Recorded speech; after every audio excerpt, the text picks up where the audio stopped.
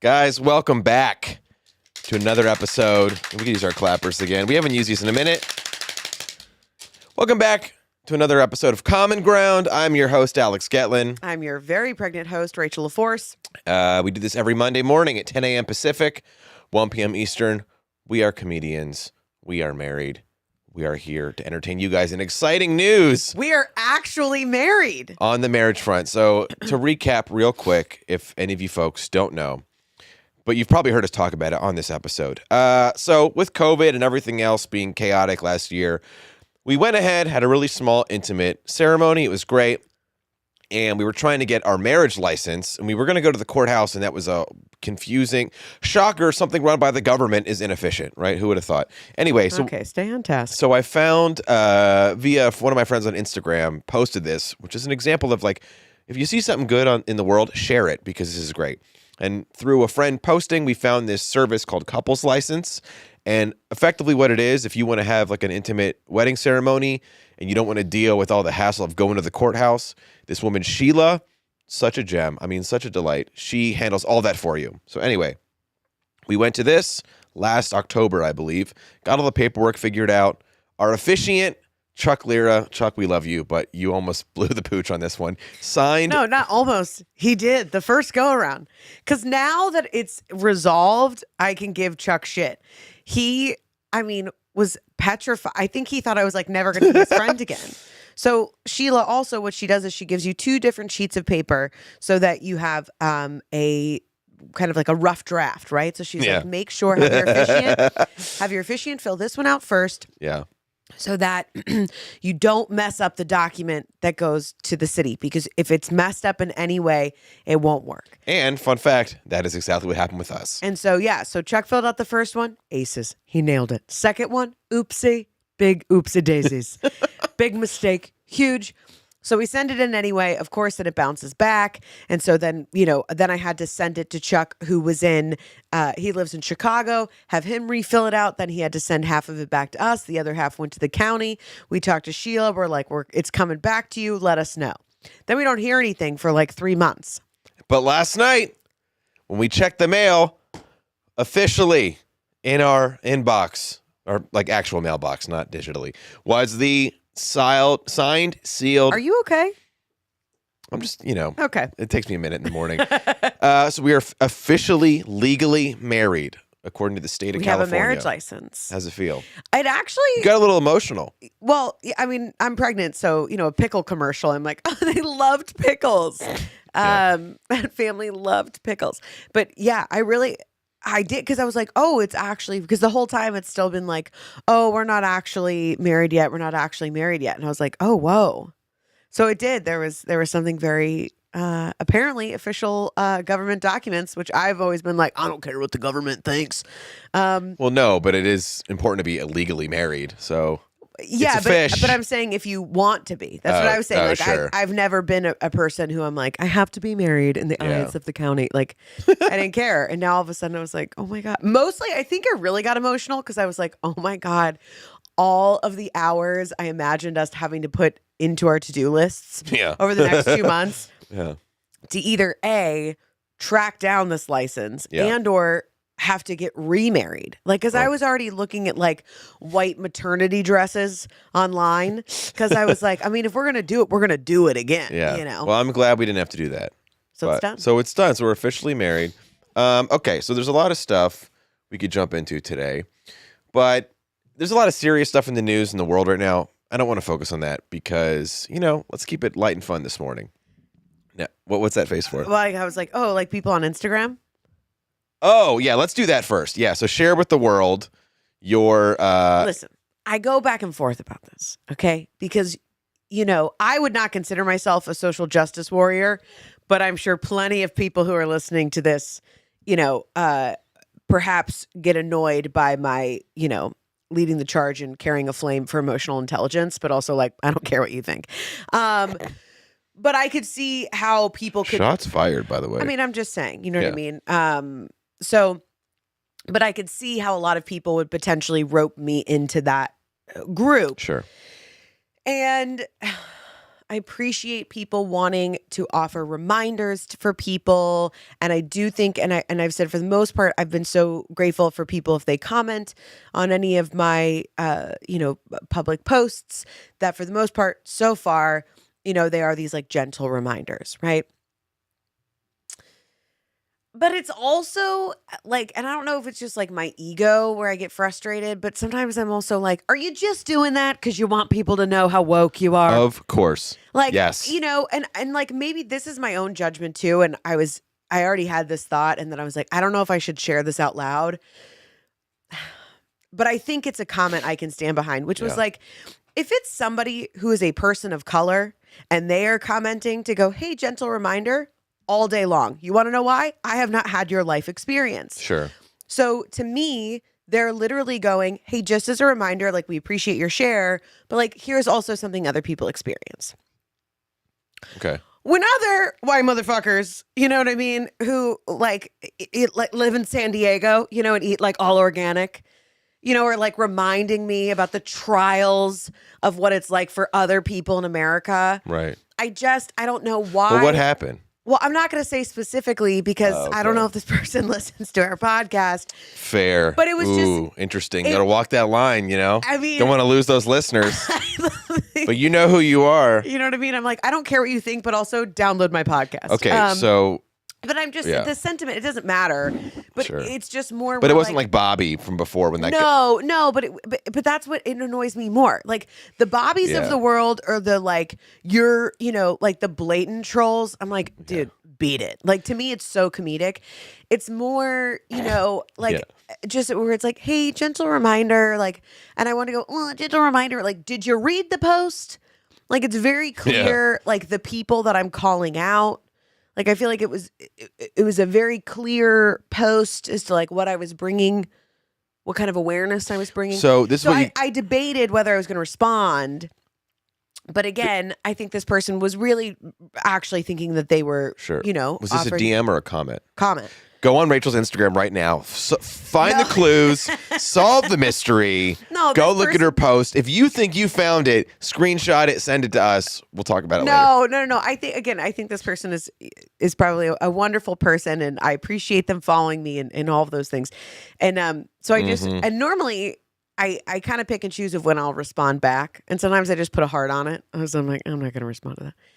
But and I was just like, you are absolutely right, my friend. I was actually referring to the people I was speaking about in the post, who most likely are not a part of that group. But I appreciate the reminder. This is so vague. Now I'm going to go stalk your Instagram and try and figure it out. It doesn't matter. And I also shouldn't have brought it up if I wasn't going to give details. Yeah, now I'm like, what is this? It's not very juicy. But I'm just saying that why do we have to do that? Why do we have to do that to everybody all of the time? Because my other thing is, and holding people accountable is important. But also when you have people whose body of work, and I'm not just talking about myself, but I see this happen all the time to other like healers, speakers, activists that I follow. And it's like their body of work should show. I think they know where their blind spots are. Yeah. Listen. Because you can tell I'm fired up. I had a little bit of coffee. Yeah, but now we don't even know what the thing is, so I'm so confused.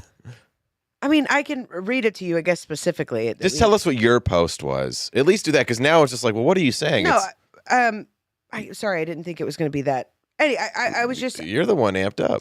My post was just simply like, do you want me to read the whole thing? Oh, is it one of those long... Is it a Rachel LaForce Good Morning novel? I mean, aren't they all good morning novels? Okay, anyway, so brevity. Listen. No, the whole point, I had said something. I was talking about our need for... That everybody's always just looking for a place to belong. Mm-hmm. And that I have to remember that specifically with like politicians or commentators that I vehemently disagree with. That it's like, something happened to them. Being loud was a way of getting attention, just like 8-year-olds. Negative attention is still attention. And what does that mean? So it's kind of going after some people. And then at the end, just to, make it light, I was like, I mean, dogs, therapy is legit widely available. So like work on your shit. So if somebody took offense that you were trying to push therapy? No, somebody was like, gentle reminder, even if therapy is widely available to you, it's not widely available to everyone. Oh my God. I got it. Okay. Some people are poor and some people are not. You can boo. No. Stop it. No. Not everybody can afford. Yeah, fucking money exists, man. Not everything is in everybody's reach. God damn it. I'm so sick of everybody being like, we need to abolish capitalism. Why? So everybody's poor? Get out of here with that shit, man. That was not, I would not have read it if I thought that was going to be the response. Yeah. No, for me, it was more where I was like, that is a narrative, though, people want to say today. Mostly young people who are uninformed. The only reason why, she's absolutely right. But I was like, the people I was talking about that need to go to therapy are rich white politicians. Those folks. A lot of people should go to therapy who are also not those things. But that's not what I'm saying. The point was I was saying those are the folks that I disagree with. Now I get what you're saying, yeah. And I was saying, dude, like handle your shit, go to therapy. And she was like, why? And I'm like, I'm not talking about marginalized groups in inner cities that don't have access to therapy. I'm talking about politicians who like basically have free healthcare. And you know what? But on that note, if we're going to have to pay these ridiculous taxes that our government makes us pay, that's a service that I would prefer them to go towards, right? Providing therapy and emotional counseling. 100%. The fact that like mental health is not widely available. And I mean, but that's we don't even have good health care available to, Well, but speaking of politicians and internet controversy of sorts, I love me a good Twitter beef. I mean, Twitter is pretty ridiculous. I don't really tweet much. I'm not a big tweeter, but I like to peruse. I can't be on there. And it feels like waiting in line for a nightclub. You can hear everybody's conversations. Yeah. But when I find a fun Twitter beef, I really enjoy it. So Scott, can you click that first link for us? I hope this is fun. It is. You're going to like it.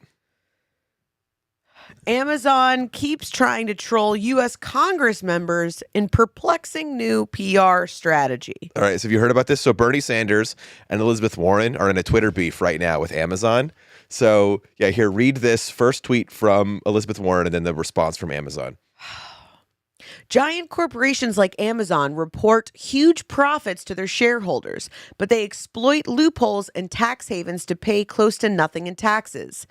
That's just not right. And it's why I'll be introducing a bill to make the most profitable companies pay a fair share. Okay, now read Amazon's response. That's her trolling?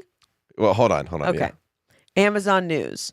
You make the tax laws, adds Senator Warren. We just follow them. If you don't like the laws you've created, by all means, change them. Here are the facts.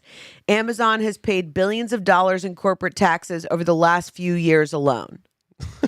Dang. Right? So it goes back and forth for a while, but then effectively it just turns into them being like, well, we try to change the laws, but you have your lobbying power, blah, blah, blah. And then they're like, hey, man, we're following the rules. Make the rules better if you don't like them. And it's just like, I don't know. It's just funny to me. It's like, I don't think this was a good move, Amazon. Like, I get, or maybe it is, honestly. Maybe they're just like. Oh, you are like, is you really talking fast? I can't hear you.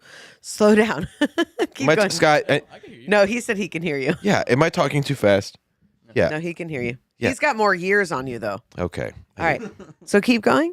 I was just saying it's just funny to me that so apparently word is that Bezos has been telling the executives at Amazon to put more pushback aggressively against politicians who were trying to shame them on the internet. And Jeff, this is there's different, it's hard to know how true this is, but the internet rumor mills, Bezos is taking a an aggressive strategy. Listen, you guys try to shame us on the internet, we will come at you and we will shame you back. Yeah, it's that Donald Trump strategy. I don't know. It's just interesting. So scroll down a little bit more, because there's something else interesting about this. So a lot of this, there's a few things okay, so then this is so that was Amazon's response. And then read Elizabeth Warren's response to that. I didn't write the loopholes you exploit at Amazon. Your armies of lawyers and lobbyists did. But you bet I'll fight to make you pay your fair share and fight your union busting. And fight to break up big tech so that you're not powerful enough to heckle senators with snotty tweets. So this goes back and forth for a while, them trying to blame each other. So right now, Amazon in Alabama, I believe, one of their warehouses is trying to unionize. And obviously Amazon doesn't want that because, unions have good and bad things. I mean, that's a different conversation whether it's going to benefit in the long run or not. But Amazon doesn't want it because then they have to answer to a governing body over their workers, and so that's a big thing. And then there was another thing that went viral with Amazon recently. Scott, can you click that second link? You want to read this? Oh God. Documents show Amazon is aware drivers pee in bottles and even defecate en route despite company denial. So that's the thing that's been going around. Basically, people claiming like, hey, we cannot have like another reason why they're trying to unionize for better treatment of the workers. So a lot of the drivers are claiming like the schedules that Amazon makes them keep to make their driving routes more efficient doesn't allow them bathroom break time. So they have to pee in bottles and even like do emergency, so and then Amazon's like, this is ridiculous. It's not. So here's one more with the Twitter beef, and then we can move on to something else. But paying workers $15 an hour doesn't make you a progressive workplace when you union bust and make workers urinate in bottles. So you can just read Amazon's response. You don't really believe the peeing in bottles thing, do you? If that were true, nobody would work for us. The truth is that over 1 million incredible employees around the world who are proud to do. First of all, Amazon, it's so clear that you're full of shit. Yeah, right. It's like nobody would work for you. Have you looked outside? The economy is not exactly booming, right? People need money, bro. That's where I was like, that's. Yeah, of course they would. In fact, probably more people, if they could get access, would happily piss in a bottle to make $15 an hour. Like going back to your thing where it's like, yeah, we have a lot of very poor people or people that are on the brink of becoming, homeless in our country. Like, of course they would. It's just. And also like, it's just gross. And like the other thing is like, I want to know who's in charge of that Twitter account. Yeah. Because it doesn't quite feel like I'm just trying to build the character in my head. Because it's not quite like a snotty, like 16-year-old girl, but it's almost like, you don't really believe like the peeing in bottles thing, do you? Like it's the most like mean girl attitude. Right. Well, they think it's this guy, Dave Clark, who's like one of the high up he's like head of something at Amazon specifically with like shipping and retail. Only because he was tweeting snotty things from his personal Twitter account. And then it started coming from this one. And also, like, what a shitty move. It's like, you know what they should have done of like, hey, anything we can do to support you. Like, because then if you want the public forward facing to believe you, it's like, what is it? It's like kill them with kindness. Well, that's my thing. I will say that's the only kind of strategy that I have always, because there's something... there's something so sweet about interacting with somebody who you cannot stand, but just being overly nice to them, where they know that you don't actually want to be nice to them. Sure. They know you don't like them. But you're still like, oh, that is such a great idea. That's a good idea. And you're just totally... for sure. It's just so funny to me that, I don't know, we'll see what Amazon continues. But also, like, even if people don't, I know a lot of people don't like Elizabeth Warren, and I know a lot of people don't like Bernie Sanders, but I also like... I love Bernie Sanders. I think he was, he's born in the wrong time. I think he's really wanted to do, even if they're progressive ideals, I think he's really wanted to do some amazing things for our country that would have radically changed specifically the last year and a half of our lives collectively. Well, I think you like who they at least seem to be in their public personas. What I'm saying is versus like, you don't really, and a lot of folks don't do this, take the time to look at the nuances of the policies they advocate for. And maybe you would like those as much as well. But I think a lot of people who take issue with Bernie, I'm not as caught up enough on the nuances of Elizabeth Warren right now. Same. Except I know she had that Native American thing. Remember that? Yeah. Anyway. But like people who come at Bernie, I think their issue is they don't like the socialist ideas that Bernie pushes, but I don't think it, like a lot of people who had issue with Trump, it was way less about Trump's policies and more about like his demeanor. Well, because I've said this a million times to Blue in the face. We still don't know what his policies were. There were, but it's not worth getting into. There were a bunch that actually, I thought, not him as a guy, but yeah. I mean, they were just rollover like Republican policies of things that needed to be pushed through. Well, also when you look at like the quote unquote policies of who's in charge, they actually never really change. Like the things that are really major, like, and it backfires a lot. Like right now, right, and this is, we don't have to, if it's too heavy, we can move on. But like right now we have a horrible humanitarian crisis at our southern border with Mexico. And all we heard for 4 years is kids in cages, Trump's blowing it, it's a mess, kids in cages. And and all these like front faces of the Democratic Party were down there crying like AOC, right? And all of a sudden, it's still a really huge problem. But then, it's like, hey, fucking nut up or shut up, Democrats. What are you going to do about it? I'm sorry, did you just say nut up or shut up? Yeah, I did. Okay. I'm just saying, though, it's one thing where you could like blame the problem on your predecessor. Dude, I hear you, but that's why, I was frustrated with our Democratic options from the beginning. Where, I mean, again, I'm so grateful to not have to hear Trump. Sure. I couldn't handle that. Well, we'll any see when he's longer. back on his new social media app. Okay, just give me a week of brevity. Know. But I agree with you, and that's where I was just like, and I know, listen, I go back and forth, and people are like, it's socialist. When I hear that, I'm like, you're scared that you're going to lose things that you feel you have rightfully earned. Yeah. And I'm not saying that folks haven't worked very hard for what they have and that they should have them. It's more where most of those programs are not actually going to affect folks that are making a median income of over $100,000 a year. It's most likely not going to affect you. Those things going into place are the things that will help provide healthcare, mental health, and all these things for all the folks that have been left behind.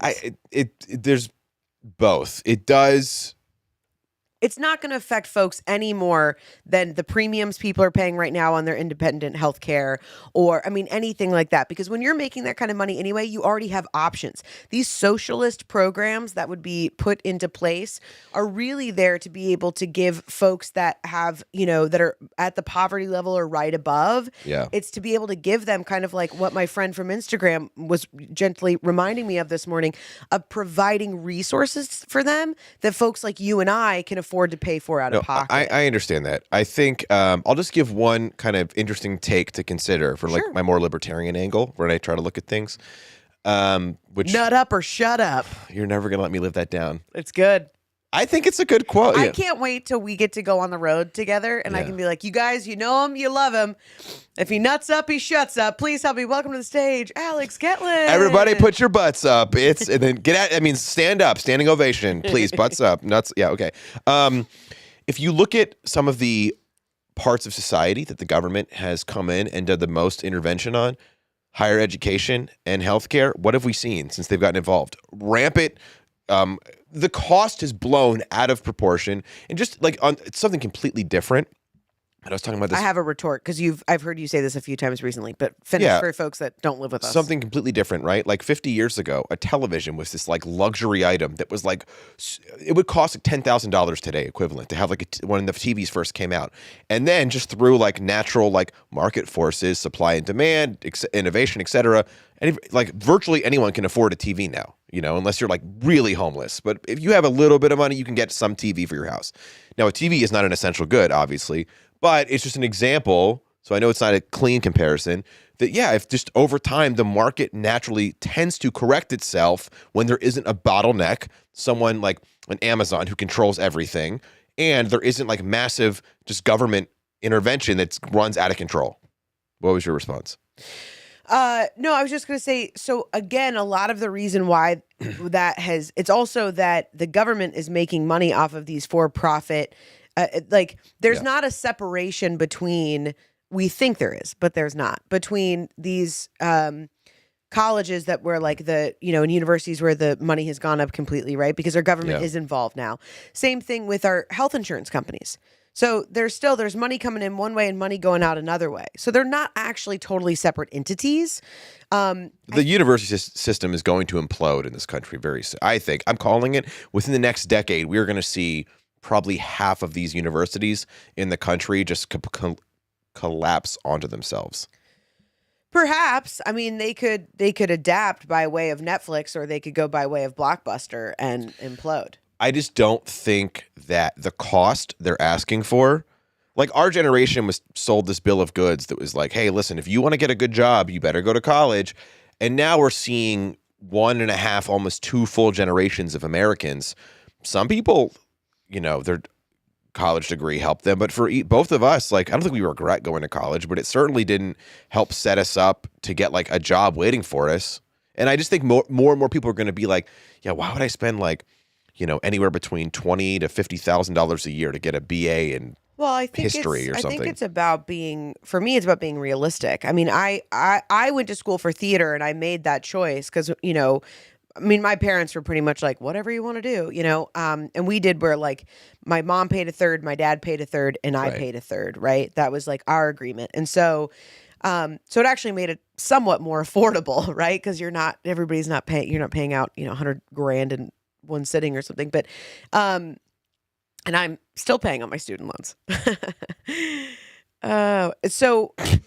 But I think, I chose to go to school for theater because I was like, that's what I'm going to do. And, all of the money that I invested in theater and in Second City classes and things like that, I'm proud to say that like I have now since made that back. Finally. Yeah.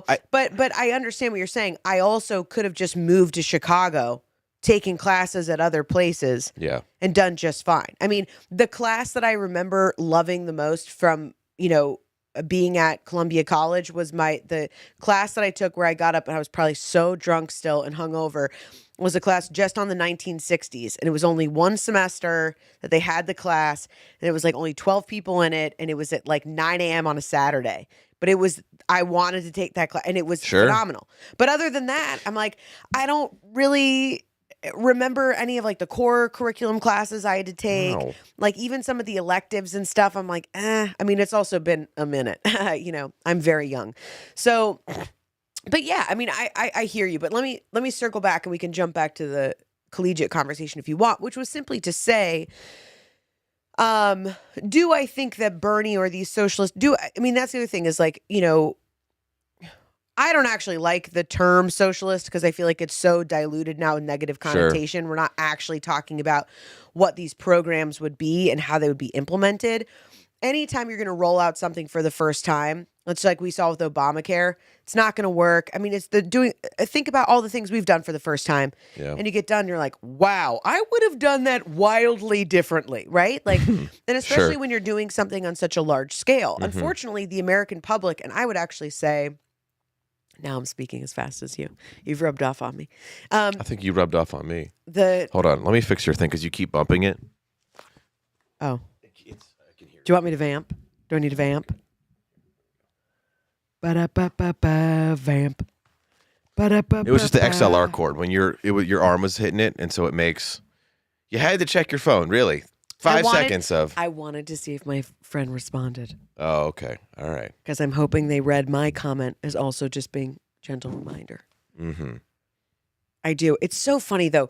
That tension that exists within the comment section is so interesting, especially when people are doing these gentle reminders, Because, and especially with women specifically, it's always gentle reminder and then some sort of emoji. Just so you know, I'm not being annoying. It's a gentle, here's a heart emoji so you know I'm being sincere. I will say Instagram is the only social media app where it doesn't seem like comment feuding really is a thing. Like, it's like one or two, but like Facebook and Twitter, it's like, novels worth. And I don't know why. I find them amusing to read them sometimes. I never get involved. Even if I have an opinion, I'm like, I have better things to do. But I do enjoy to kind of like peruse what these idiots are arguing about. I always do it when it's something that I don't have a strong enough opinion about. Okay. Because it's always clear, because most of the time, it's some idiot who is not paying attention to all the types of folks that are commenting, because they're normally of like mind.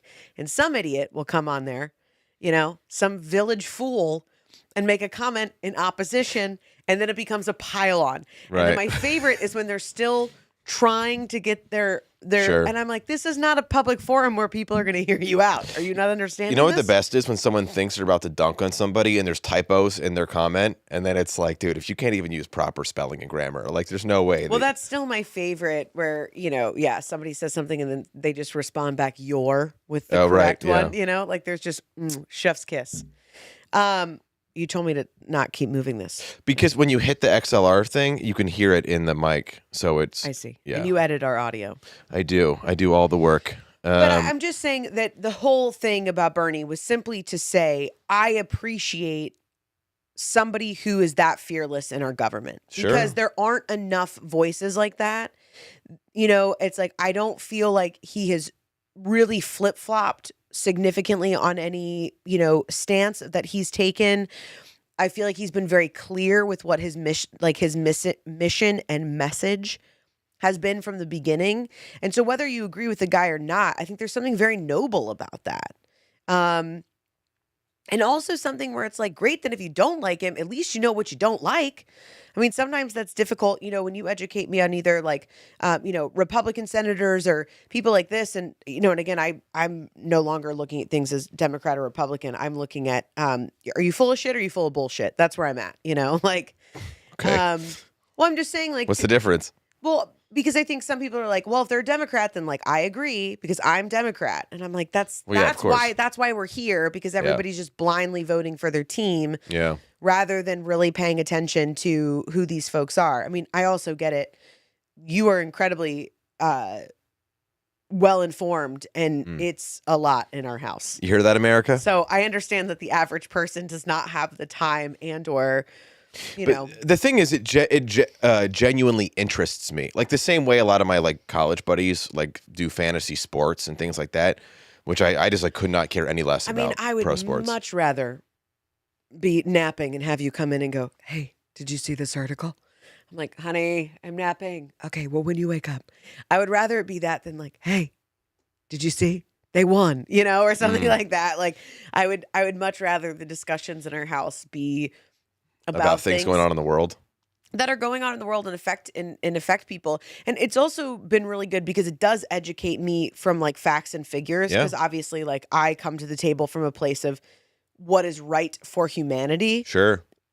Which I do believe has a place in the stage of politics, but I understand in that world, it's facts and figures. I understand. Well, no, it's both, because I mean, listen, we can move on after this if you want, but look at the border right now, right? We have this humanitarian crisis at the border, and we have this narrative of how awful and inhumane it is. We have children in these detention centers. It's yeah, I agree. What do you want us to do? What's the alternative? Just release them, and then what? Where do they go? Who's gonna if you let them into America? There's no infrastructure to take care of them.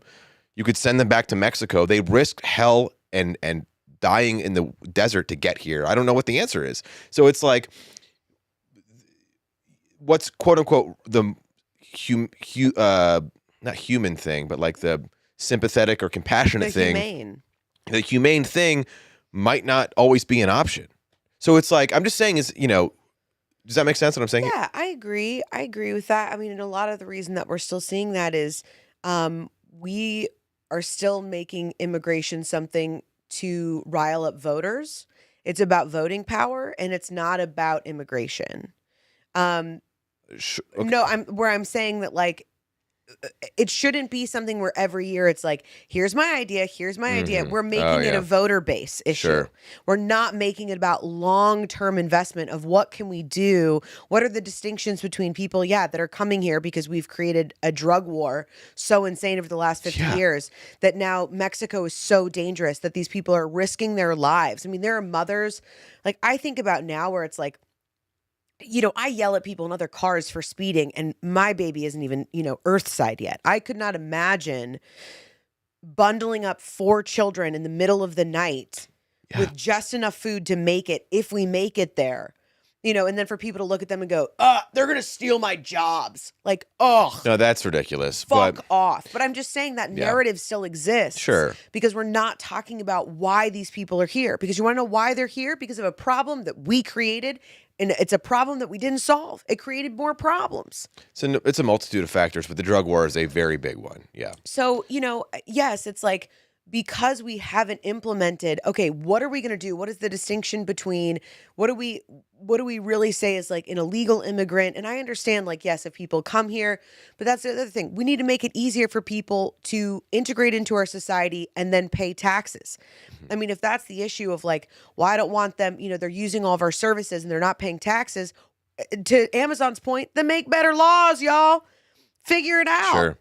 And that's where my real anger comes from when we have these discussions, but as Americans, is there are ways to solve this. Yeah. We are the ones that make the rules. The people who push back on that, and I do see it's very tricky because if you look at, this is a great example, I think, of the compassionate versus the realistic, right?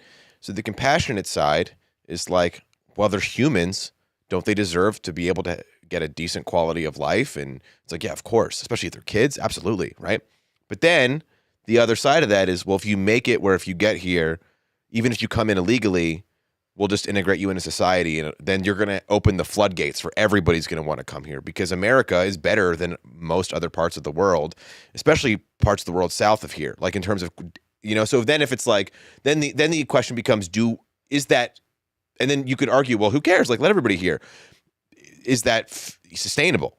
I don't know. I mean, I would say no. I mean, at the risk of being called xenophobic or racist, I would say you can't just let anybody who wants to come in just come in without any sort of mitigation process. So then there's a middle ground. And then it becomes, how many people get to come in? 1 million? 5 million? Where's the line? Where do we, say, too many? If it's 5 million and one, say, sorry, dude, too many. Well, what if it's a kid? Like, what I'm saying? There's no good answer. Right. But again, isn't that something that we could begin to solve? I mean, I hear. Apparently not, because they keep trying, allegedly. But that's what I'm saying. Yeah. Allegedly. And that's where I'm not saying that these are not widely complicated things, right? Sure. Obviously, I understand population control, if we have, all of these things. But for the fact that, like, even as simple as, like, y'all mean to tell me that we can't get proper sleeping environments for these children? You guys mean to tell me you can't figure out how to have proper drinking water? Or, you know what I mean? Like animal crackers. That's much less forgivable. Right. I get it. Go to Costco. You know what I mean? Buy some cots. Set these kids up. I mean, that's the thing that is what is appalling, is that, I understand if it's like, hey, we still don't know how to fix this issue or what to do, and every circumstance is different. But it's like, that's the whole thing. And, when you're always like, China's coming for us, it's going to eclipse America and the world power. It's true. It's a different conversation for another day. I'm too tired. But I'm not saying you're wrong. I'm tired. But we did this to ourselves, by the way. You and I in this conversation, or America? We exported all of our infrastructure and manufacturing, and then I know. I'm not against you. I know. But what I'm saying is, like, with that, if America's still like, we're big, we're bad, it's like, great, then get these kids, like, there should be proper meals there. I agree. Be like, I mean, that's just the thing where it's like, that is where, to me, my compassion meets where I'm like, okay, great. If I'm not being realistic to what the infrastructure would be to really create a federal agreed long-term plan of how to properly immigrate folks to this country, and we all agree this is what we're doing, this is the amount of people or whatever, if that's something that takes 20 years to be able to really reframe and put in place, because it probably would. I mean, that's the other thing of why none of these long-term problems get fixed, because everybody, it's like, well, if we create a long-term thing, then we can no longer rile up voters. We can't push people's emotional buttons. I get it. Yeah. Get them on our side. Well, and so, but that's just what I'm saying, where it's like, right, but these people are still humans. And if America thinks they're so big and bad and, aren't we just the place where the dreams come true and blah, blah, blah bullshit, give these kids a safe place to sleep. I mean, it's absolutely. Well, and that's the biggest thing is like through our completely ridiculous, worthless waste of a resource drug war for 50 years, we've created a narco state where the narcos are more powerful than the Mexican government. How could they not be? I mean, like, anyway, that's a whole other conversation. And it's a great episode of Highly Unlikely about the war on drugs. Look at that plug coming out next month. Okay. I want to do something fun now because it was kind of heavy stuff. Doing something fun? Sure. I think you should properly tell people what Highly Unlikely is first. I'm sure you guys have heard us talk about it on this show, but if not, Highly Unlikely is an awesome project that I created and Rachel helped me bring to success through our friends over at wikileaf.com. It's a great cannabis website and platform, and the show is basically I bring on a guest, I get them high, and I teach them about a subject that is so bizarre. It seems highly unlikely, but it's 100% true, and it's really fun. And so it's a digital show and podcast, and it'll be dropping on wikileaf.com as well as some of our socials coming up here. We're slated for a 4/20 release date, hashtag on brand.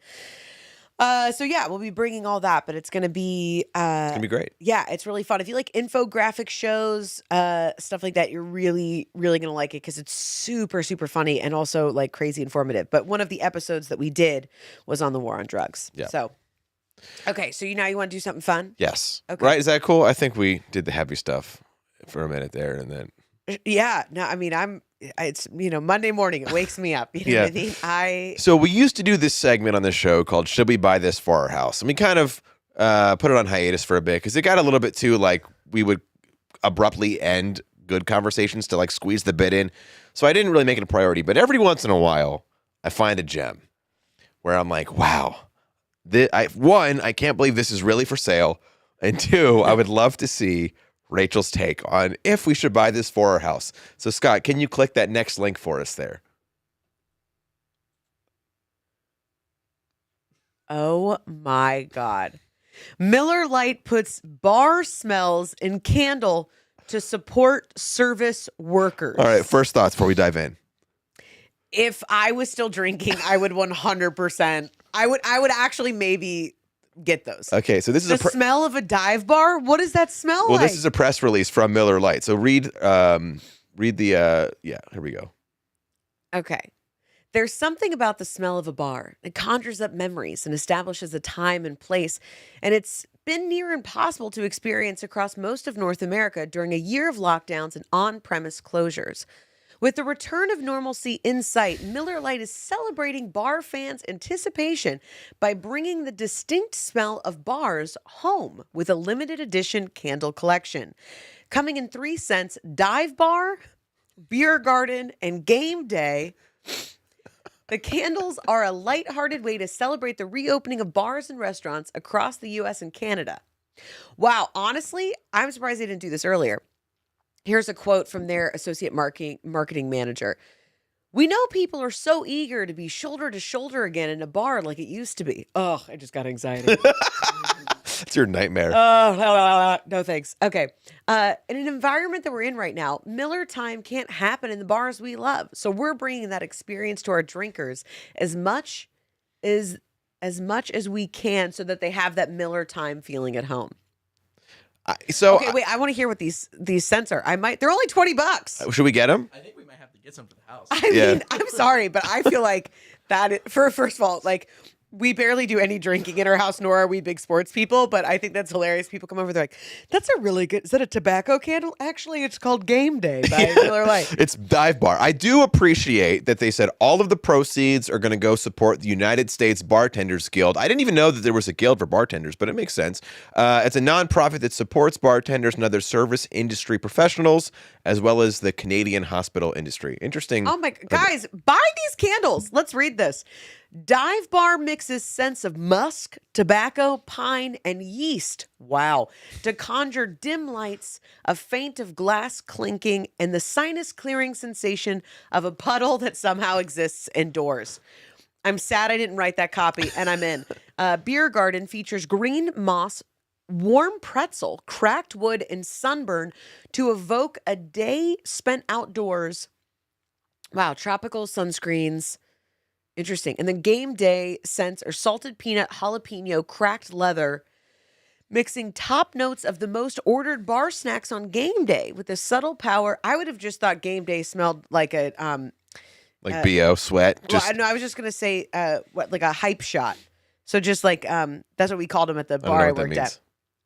Well, because we would pour literally shots this big before we opened the bar. Oh boy. And they were called hype shots. That's where my abuse of alcohol began. That's an experience. I mean, now it's like I won't say I'll never be a bartender as if I'm too good for it. Just like, I don't see that as a job I'll have in the future. Sure. But I do kind of wonder, like, man, I wish that would have been a fun, like, in my 20s gig to have, because I've bartended at like events, which is very different. But I feel like when you work in a seedy bar or like a sports bar or college bar, it's such a unique experience. I will say there are definitely some of so it was a Cubs bar, but it was also a college bar, but it was for Wisconsin. Yeah. And so I would definitely say there's friends that I still have. I mean, everybody's now spread out all over, but like the camaraderie of that, like I could see those people and instantly it's like there's no time that's passed. And other than like high school friends, I don't have that instant. I mean, a few college buddies, but like just that instant, like you're right back there because I mean,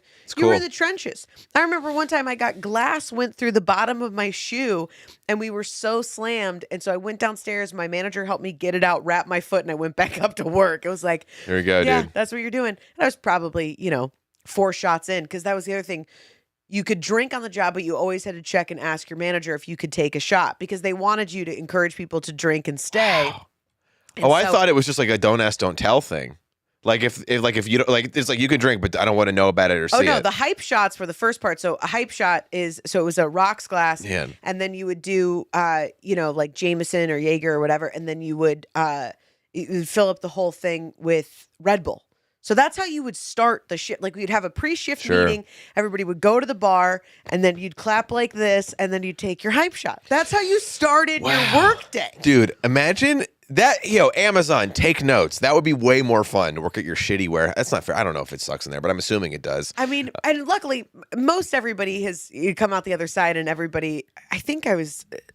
You know who needs that hype shot? Teachers in their teacher lounge for dealing with kids. I mean, for sure. But it's just like, and then if somebody wanted to buy you a shot, and then you had to go ask, like, hey, may I take a shot? Right. And sometimes, and honestly, though, I could have never done that job if I wasn't allowed to be slightly tipsy. Sure. Too many people. Yeah. So much going on. But it was great. I mean, I worked there on and off for like 2 years. The culture of where you work really makes or breaks if you like so much of, what your life is like. And like, I remember like one of my first jobs that I worked at a car wash and everybody there was like weird and creepy. And I was like, dude, this job sucks, man. I know it's a car wash. It's not the same as bartending, but I appreciate you wanting to connect. Okay. But on the other end, I had this gig for a while where I was doing bike tours around the city, and that was great. My coworkers, we were all like young and pretty athletic, and we're just hanging out with people, showing them around. It was awesome. We had such good. I'm still friends with most of those folks. Yeah. Okay. They were good. You did have great coworkers. Yeah. Okay. So. But yes to all these. I would like to purchase Dive Bar. Well, we got to get all three and compare. Okay. I mean, $60. Well, I guess it's going towards this charity, so I can, Yeah. What do you think, Scott, for the house? Sure. Let's do it. Okay. Yeah. We'll report back, guys. Now, on the marketing unique smells angle. Now, warning. This is kind of gross. This next one, I would say it's R-rated, maybe X-rated. It's not pornographic or anything, but I know it's a morning show, so I know we curse on here sometimes. I just wanted to. You just covered so many bases. All right, Scott, go to the next one. I just wanted to give people fair warning. This is kind of gross. Okay. Okay, hold on. What? Yeah. Vice. This company is bottling scents like Milf Sensations and Squirt Delight. Virtual reality porn company VR Bangers. Sometimes the comedy writes itself, thinks it can bottle the scent of sex. Which I would be like, dude, unless you're there, I don't think that's a smell you want lingering. I mean, it's like, could you imagine going into work, sitting down, someone's like, I like the first sentence. Bob? Yep, here we go. First sentence. What does a MILF smell like?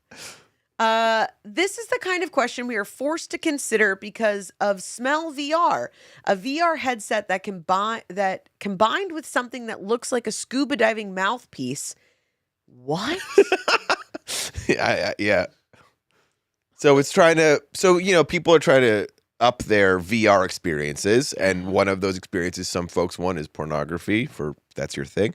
And they want to add this 3D visuals is not enough. Now they need the smell to make it feel like you're really there. To that, I would just say, I think you got to find somebody else who wants to live out the same fantasy. That seems like so much work.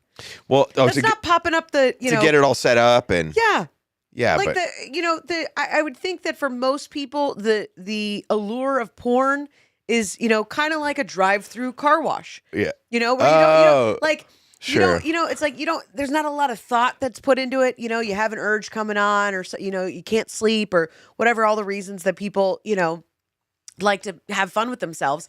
On your phone or your laptop or whatever, you throw it up. Great. quick little time with yourself. I feel better. Wait, listen to this quote from VR Bangers. That's the company who makes this stuff. They said, quote, "Our patented technology stimulates tactile sensations to immerse you even deeper, letting you smell the body of your favorite VR porn star and feel like being there with her in a way that until now was only a dream." I gotta be honest, the smell, never, there's a lot of things about fantasies that I could see you being into. Smelling the actress, I don't know. It just doesn't. I appreciate you calling her an actress. I also. Well, I think they're more like athletes, honestly. Oh, so many ways to respond to that comment. I don't know where to start. But my favorite thing is that it's like, until now was only a dream. Y'all know you're still not having sex with these people. Oh wait, right? there's 4 cents. So there's teenage dream. Do you not listen? Slow down. Okay. Slow down. Did you not hear what I just said? I know. Yeah. You don't Sorry. think that's insane? I know. You get ahead and you don't hear me. It is insane, but I do. You know what it makes me feel like? It's like, man, people are lonely. They just, you could go out there and meet somebody, but instead you'd rather like put it. And it also is kind of makes me bummed. Well, of course you would, because most people aren't gonna, I don't even want to say, it's too early for me to go into talking about anything too extreme, but because most people aren't, going to be in a loving relationship and like just on a Tuesday bust out, and like, I mean, because porn now, it's like, it's too much. It's almost so much where it's like, it's everywhere. I don't mind it being everywhere. I'm not, I think there's something healthy with a balance to pornography or fantasy or whatever. But sometimes, I mean, it's just now like the theatrics of it, you know what I mean, are just so extreme. Yeah, well, we joke about this. I know we've talked about this in the house sometimes, but I say it's like that's how you know it's like too chaotic. There's no more like pornography where it's like happy couple has a great night of passionate sex. Like that's not even a thing anymore. It's like these like weird. Was that ever a thing?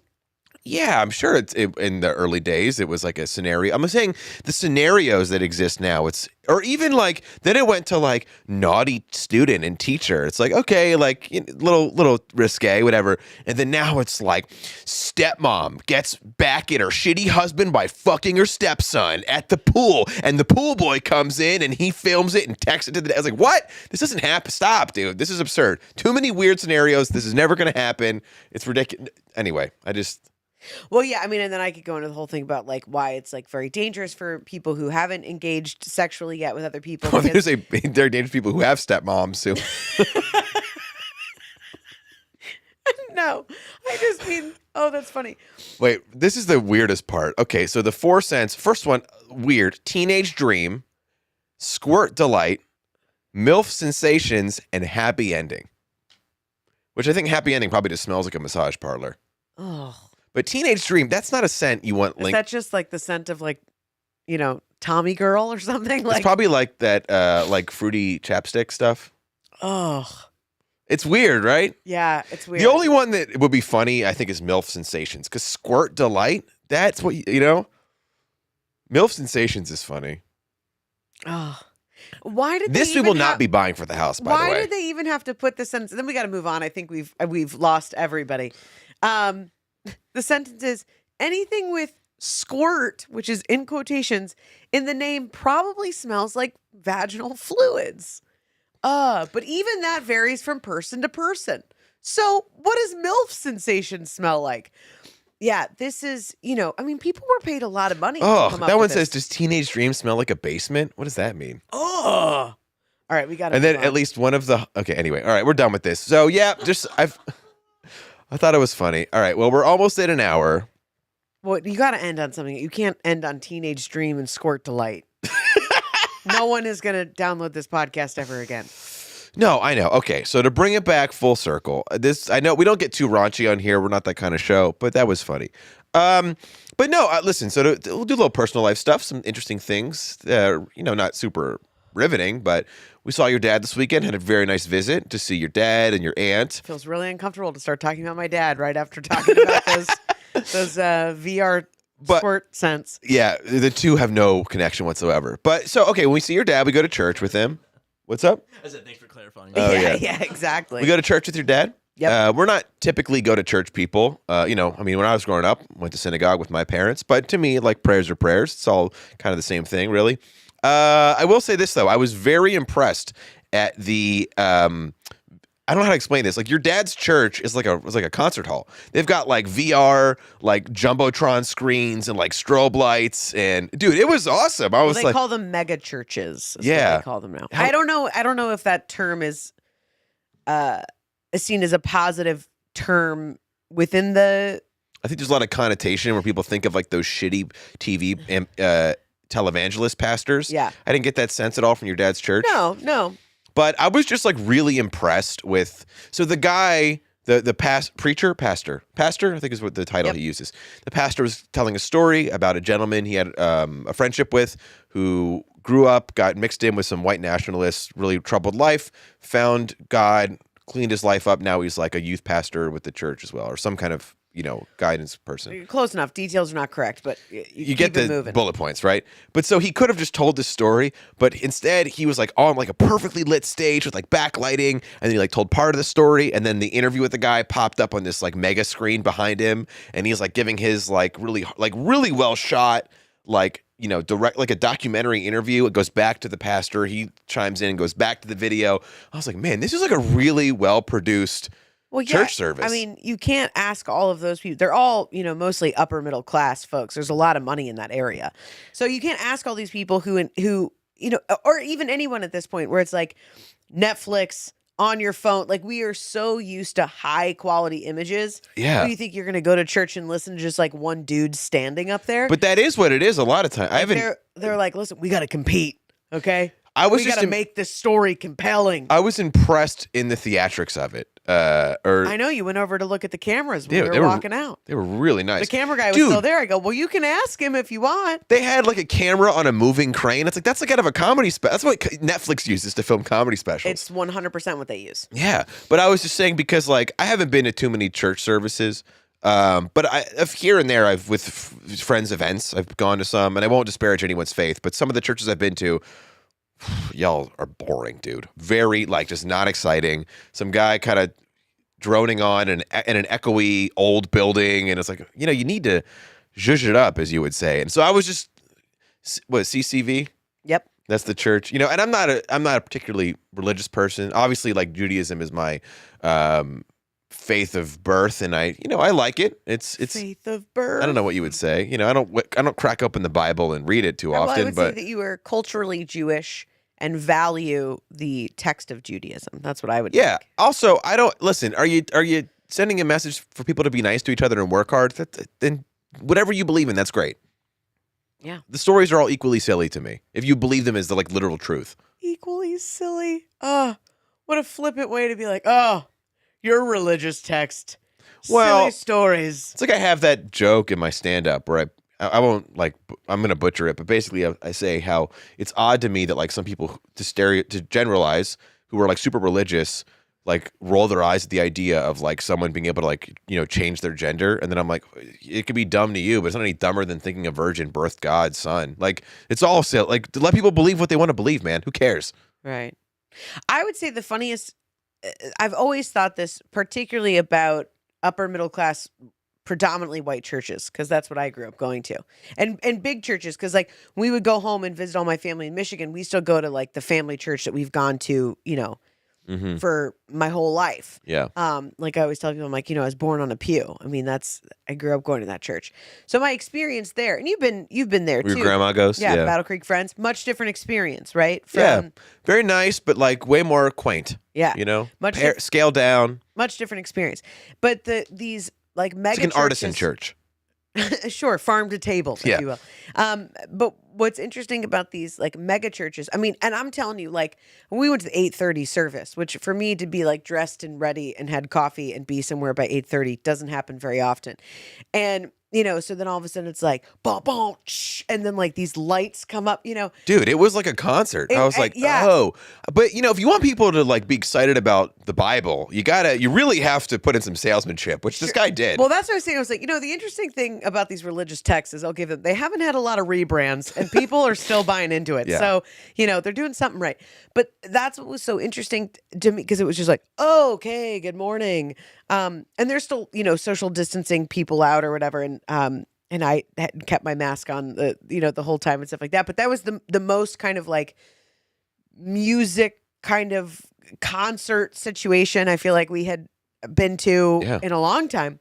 But since the start of all of this. The funniest thing to me, and I've always found this so interesting, because if you go to, so I've had the opportunity a few times to go to different predominantly Black churches in Atlanta. And like, I mean, that is a place of like worship and praise. I mean, these people, there is spirit there. I mean, talk about Holy Spirit. I mean, it is something where people go and it's an active engagement of, faith and soul, right? Not so much at a, upper middle class, predominantly white megachurch. But the theatrics are so big, but then folks' reaction. So I was thinking about that. Because, it was a very mild-mannered audience. Because everybody's kind of like this, and like, but I mean, on stage, it's a rock concert, but then you have all these people just. Yeah, it's a very like 50 and up vanilla crowd. And it's so funny to me because I'm like, it reminds me of like if you're doing a stand-up show and you're really giving it your all, but people are still eating their chicken fingers, like but they're into it. Phone. No, I know, but I'm just saying that juxtaposition of energy of like on stage, they're giving you everything. And in the audience, everyone's like, but I said with the next iteration they have to do to like level up again, because it was this awesome like 7-piece band, like a full band, like 2 guitarists, drummer, keyboardist, some other folks on stage doing stuff. And then I was like, oh, it'd be funny if they want to get like young people. And then someone's like, oh, young people, they don't really care about rock bands anymore. So they get like a DJ, right? So they have like the Christ DJ and he's like dropping beats. And then it's just like, EDM, like laser lights of crosses. And we did not go to their youth program. They, all jokes aside, might actually have that. But what's so funny, sorry, the last thing I'll say, my favorite part is there's always the few fringe folks around that are actively engaged because, like, and sometimes they'll call for like an amen or something. And you just hear like a bunch of muffled, like, oh, amen, amen, And then, but there was some guy in the far left. I was like, man, I want to go sit next to that guy. Because multiple times he's like, amen. Amen. Like he was in it. He was there. I think church got a bad rap. I think people, and whatever house of worship you go to, I obviously Judaism's wonderful. I quite enjoy that it's part of my heritage. But just for the generic term, church is that, I think it's very easy to roll your eyes like, oh, those people are lame. Ugh. Church is boring. And a lot of them are, but there's some cool ones. But that's what I thought. I was very moved by their service. You cried. I did. I think it was emotional. I'd been with my family for 4 days. It was early morning. How about this guy sharing a story about leaving this terrible white nationalist gang to dedicating his life to a neo-Nazi and like left that group, and that's what spawned my whole bringing it all the way back home is what spawned my post about everybody's just looking for a place to belong, because that's what he was sharing, where he was like, I grew up in a house where I didn't really have a lot of options, and I found this group of people, and so that's kind of how it started. But then once I really realized what I was participating in, what I was talking about, those bells and whistles and intuitions going off for him, and slowly over time. And so now runs a church that's all about creating a home for people of all different ethnicities, wanting to clear out racial divides, economic barriers, and really creating this space that's like, come as you are, which is my biggest thing about, faith in general and the idea of like spirituality or the Holy Spirit of like, however you get there, man, you get there. But so I just thought it was very beautiful, but it was fun. My favorite part too, because now because of COVID, communion, they're individually wrapped. So when they did like, the quiet prayer time for communion, you're just hearing all these like opening of like plastic tops. And so it just sounded like rain pattering. Yeah. It was funny. It was nice. Well, that's it for this episode of Common Ground. We covered some serious stuff, talked about some Twitter beefs. We may or may not be, but definitely are buying these Miller Lite bar candles. Yep. Hard pass on the VR porn sense. Yeah. Hard pass on VR porn in general. Too much. Yeah, no thanks. Reconnect with people, If I've got to if there are steps that are involved, it's too much. That's how I know. If there's too many steps. No thanks. There's also something unsettling about the idea of like when you go into the VR place, you don't know that like, you know, because you isolate your vision, your hearing, like you don't see that like other stuff in the world. So you're just kind of in this magical VR land when you're at your most intimate moment. It's weird that somebody could like walk by and you wouldn't know. Does that make sense? Oh, that's funny. Right? Like you're just sitting in the chair and you're like fully in it, and then someone's like, "Oh my god!" You know? That's funny. I didn't think about that. And then they're like, "Smell that milf, baby," and you're like, "Oh." All right. On that note, guys, thank you so much for listening, for watching, for sharing. As always, I'm Rachel LaForce. I'm Alex Gettlin, and we'll see you next Monday.